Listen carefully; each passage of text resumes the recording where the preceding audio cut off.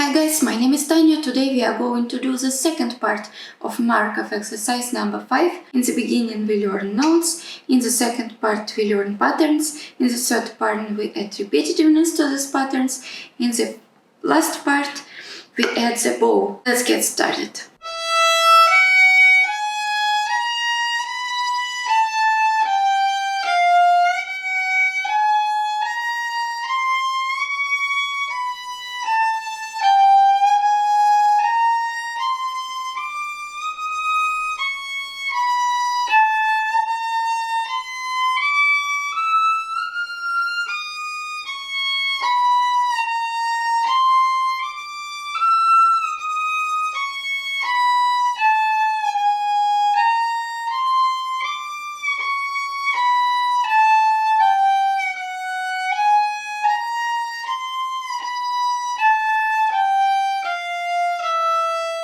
Now let's play patterns. In the first part of this exercise, we do sliding with the first finger and the fourth finger. In this part of exercise, we do sliding with the first finger and the third finger.